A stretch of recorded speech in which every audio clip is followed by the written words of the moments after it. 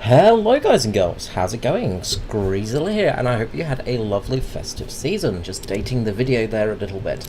And today we're going to be talking about bombers! Yes, bombers! The exciting thing, the one that everybody loves.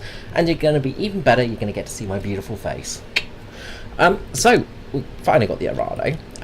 The Arado 234B2. Now the Arado is a fantastic bomber. Just was amazing, like, just real advanced technology when it came out. Just amazing stuff.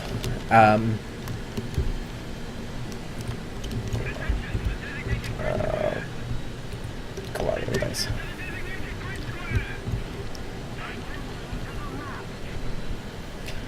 So yeah, sorry, the Arado, fantastic bomber, amazing vehicle. Like, I love the fact we've got the cockpit, we've got everything. This was a tremendous vehicle, like, just the advancement. I think one was shot down by a Typhoon, I believe, over France. Or a Typhoon couldn't catch them, one or the other. Anyway, really cool features, first of all. Periscope. You've got a periscope to look behind you. Just craziness, and just the shape of it as well, the flying cigar, it just so advanced for its time, just a real wonder of technology. Anyway, not here to talk purely about that today. We are talking a little bit about bombers and future of bombers. So one of the big things is we're actually getting a change in how bombers work, and what we're getting is enduring conflict air missions, old airfields, and in enduring conflicts, basically, there's a new modular designed airfield. And what that's going to mean is when you damage the airfield, it's going to do certain things, something that I've said it should do for years, and I'm so happy it's coming. So in enduring confrontation missions, old airfields with a single narrow airstrip were replaced with wider, more conventional airfield bases. But the differences are more than just cosmetic. The various parts, modules, of the new airfield are responsible for performing various functions in addition to the overall rules for destroying the airfield battles have changed. So you can still destroy the runway, but one thing you can do is destroy certain sectors. So airfields now consist of 4 independent modules that represent functional zones capable of taking damage. Each module is marked with its own little button in the corner of the large airfield icon in RB. There are no icons in SB, but smaller rectangular icon indicators can be found in the corner of the airfield layout on the map, the little airstrips. The colour given indicates representation of how much damage that module has taken. The placement of the icon and indicator is identical, starting from the upper left corner and going clockwise.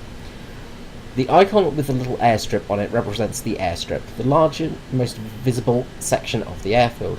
This is a long rectangular strip of smoothed out earth, or concrete plates. It is responsible for spawning new aircraft. So you destroy that and no one can take off. The fuel warehouses are represented by barrels icons. This is a little area with crates, barrels and observation posts in the corners. In the smallest zones, it is responsible for the speed at which the aircrafts are refueled and reloaded at the airstrip.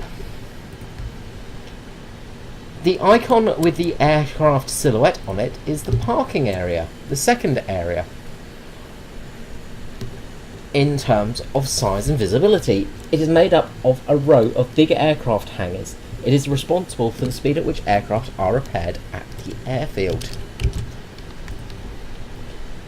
The residential zone, the area where the staff are located, is represented by a tent icon. This area is occupied by permanent and temporary tents, structures. It is comparable to parking area in terms of size. It is responsible for the repair speed of all other zones. So each zone has its own little repair speed now. So if you take out a zone, it will get repaired and yada yada yada. So the airfield will be able to be repairable, I think, and if you don't destroy it, it will get health over time. The colour of each module's icon or indicator shows how much damage it is. As before, the modules can be damaged by bombs. A zone only takes damage if that specific module takes a direct hit. Hitting a zone that has already been destroyed or missing zones does not count. even if the hit takes place within the total area of the airfield. The degree of damage a zone determines how quickly it can perform functions, with the exception of the airstrip, which either works or does not. The more damage a module has taken, the more slowly it will perform its functions. The integrity of the zone is shown by the colour of the icons and indicators. Green. The zone is not damaged or has taken 30% or less damage. The airfield performs its functionality at normal speed. Getting lined up for our bomb run here. Yellow. From 30% to 70% destroyed. The specific zone performs its functions, repairs, reloading, aircraft, repairing the other zones, more slowly. Red. Over 70% damage. This specifies specific zone performs its functions at a greatly reduced speed.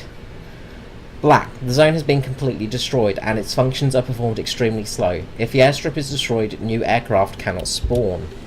So basically, if you destroy the the actual runway, new aircraft cannot be spawned.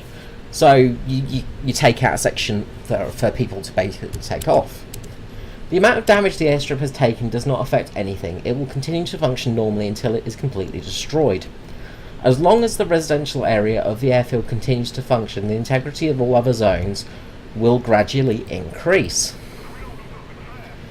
They are repaired and restored at a certain speed that depends on how much damage the residential area has taken. Okay, we're just going to line up our bomb run here. Drop our 1,000-kilogram bomb. Dead center. Away she goes. Bombs away. Now, the beauty of the Dorado is its speed. So, what we're going to do is we're going to turn and we're going to run away now. So we're going to double back on ourselves to give ourselves the best chance of getting home. And we're going to sort of slowly head towards our airfield. And base has been destroyed. We'll drop and get some speed, so we should be getting about 400 miles per hour here, which is more than enough to sort of beat most props. Right, where are we? The durability of all modules is the same, except for the airstrip, which has twice the durability of the other zones. As before, the durability of modules depends on the battle ranking, and increase as you move from lower ranks to higher ones. In the future, the durability of modules and the correspondence between them may be re-evaluated based on gathered data. The speed at which modules are restored while the residential area is still functioning may also be re-evaluated. So they're still testing this, of course. We should also note that thanks to the new mechanic, modular airfields will no longer disappear even if all modules are completely destroyed. A bombed out airfield will no longer disappear underneath your aircraft as you're taking off, and in extreme cases it can even be used as a flat surface for a final landing. Moreover, even if all of an airfield modules have been destroyed, its functions can still be restored after a certain amount of time has passed. Now, we're running into a bit of trouble. We don't want to get much flak on us, of course. There should be a secondary airstrip over here, so we'll head towards that. Looks like our team is doing okay. We've lost a lot more aircraft than them, though. However,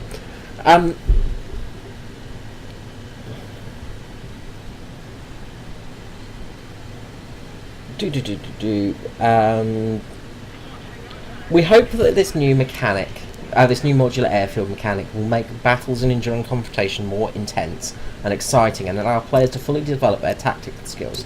Since destroying this or that module isn't the same as destroying the airfield itself, you can still land on and take off an airfield with a destroyed airstrip. You'll just have to taxi to the beginning of the airstrip first. We'll call off our engine a bit. Because of this, it has become significantly more difficult to completely disable an airfield, since you'll have to destroy all of the modules to do it. However, keep in mind that if a team loses the airstrip and residential zone of all their airfields, they'll still lose the battle. So, instant victory is still a thing. It's still something that can be done, of course, so you can still win or lose.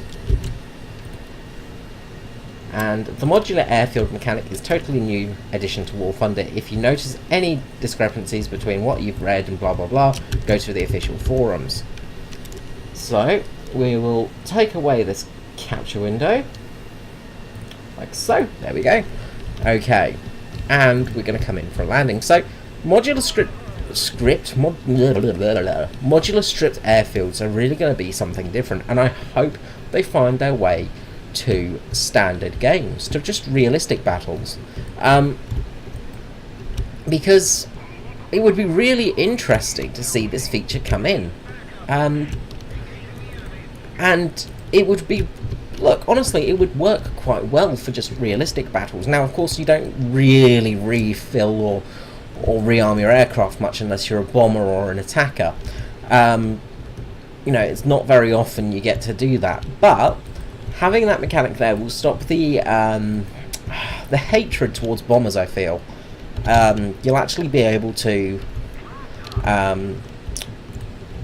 do some effort for the team, and hopefully they'd lose, you know, tickets, of course, with the airfield destruction. But it wouldn't be like a total victory. So, you know, a single B-29 won't be able to take apart the whole team anymore. Still getting used to landing the Arado. Still a new plane to me, relatively. So this would really make for more interesting battles, I feel, and really make for something quite different to what we've already got.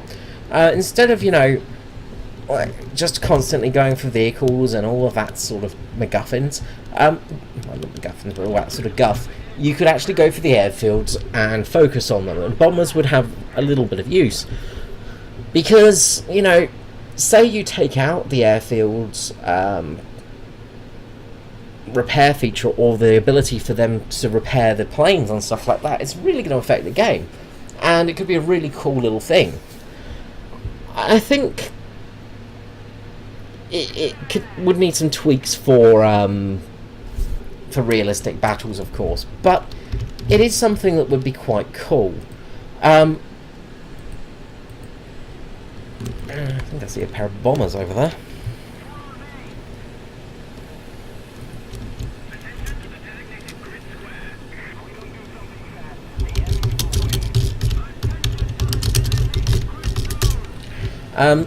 It could really add for something more interesting.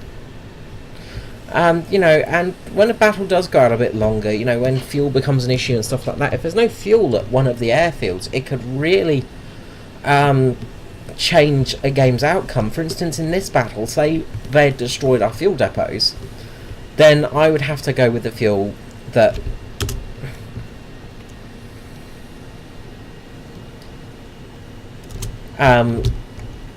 I'd have to go with the fuel that I started with, and that could really make it difficult for some planes. For things like the Comet, for instance, you know, and planes with a lower fuel load, and the plane really doesn't like taking off with the old bombs on board. It does get a bit heavy. We'll raise up the flaps and hopefully get some altitude in a second, some speed up, and we'll start gaining a little bit of altitude shortly. There we go. So yeah, it would really be able to affect the outcome of the game, and it's something we needed for a long time. You know, it's something that really could help make the game different.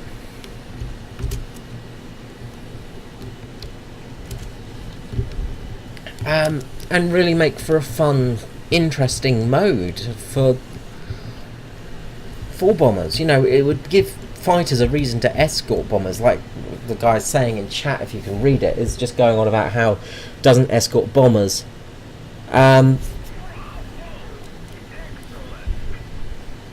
know, escort bombers to actually do their jobs, you know, and doing their jobs could be really, really useful. And I don't know, it would just be really, really neat. You know, it could be something that's very, very cool and really, really needed for bomber gameplay. And the other thing as well is bombers in general are, I love them to death, but they have problems. You know, bombers are a bit problematic, and you know they can be drag out games and be frustrating.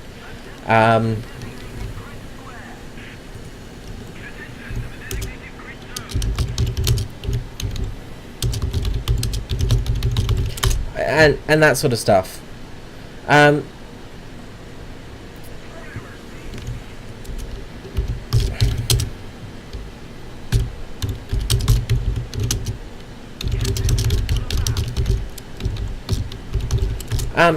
it could really make for an interesting mechanic as well, you know, just having that different mechanic in game, and having the ability to really fight it out and duke it out and have bombers. And I don't know, I just really want bombers to be better in game. I want us to have a reason for bombers other than you know, the Arado being a revenge vehicle for tanks, or B-17 just being a gunship, you know, which it isn't at the moment because of the tail bugs and things like that. I want these planes to actually have cause and effect of games more so than they do. Of course, you can actually make some big differences in games when you do have a good sort of match and you sort of take out some real important targets. You know, you can really make a difference if you've got a good formation and yada yada yada. You know, it can be somewhat useful, but the problem is you don't get enough of that happening. It's very rare that you do see anything like that happening, and it's very rare that it does. And in all honesty, when it does happen, it's usually a very annoying thing. I'm actually just going to drop my twin 200s down on those howitzers just to try and get us some points back.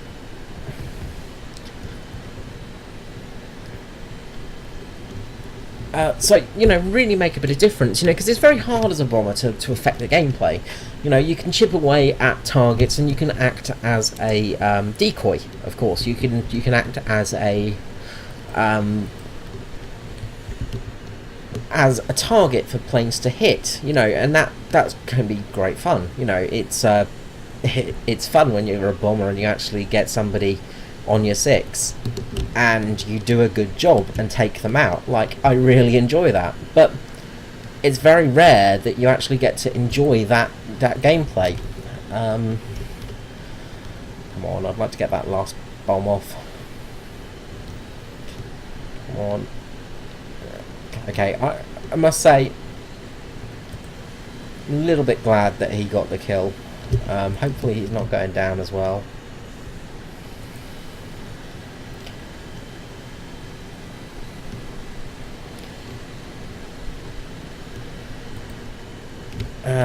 This might be a bit of a hard target to hit, actually, because it's just... Oh, wait, no, it is on the hill. There we go.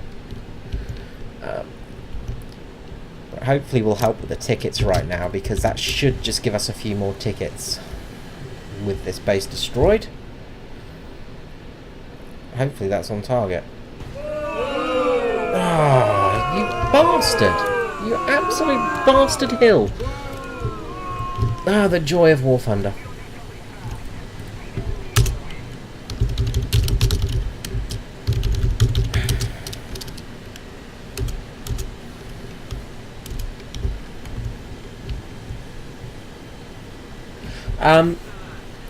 You know, it would be a lot better to have bombers having a real reason for the game. It would just be great to see it. Anyway, we'll head back to hangar, just see how that went out. Fail on the bomb drop there, which is, you know, always fun when that happens, especially when I'm actually recording.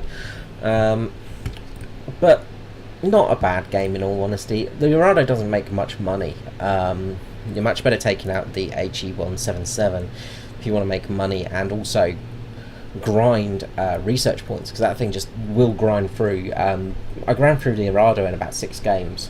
Like, it's ridiculous how much you earn from that with some good bomb runs. But, you know, just playing it for the sake of playing it at the moment, just because I'm enjoying it. It's something new. But anyway, like, really good game there by our fighters at the end there. Fantastic job. a lot of them didn't do much, and the guys that did stuff really did carry quite hard, so a fantastic game result for those guys. But these new bomber implementations look like they're going to be really good, so fingers crossed they actually do something. Let me know in the comments below what you think as well, and I will see you all again next time. Thank you so much for watching, thank you so much for listening to me ramble and watching me fail, and have a great day. Bye bye. Hi guys, now just a quick charity shout out here for the Cat Adoption Foundation in Adelaide, Australia. It's a no-kill fostering foundation and network, and right here we're seeing some of the kitties that are up for foster, other than the big black panther who is actually housed. Basically just calling out for any shares in the world or people that are willing to donate anything to these guys. They really do a great job and look after all their animals. Thank you so much, have a great day, and I'll see you next time. Bye bye.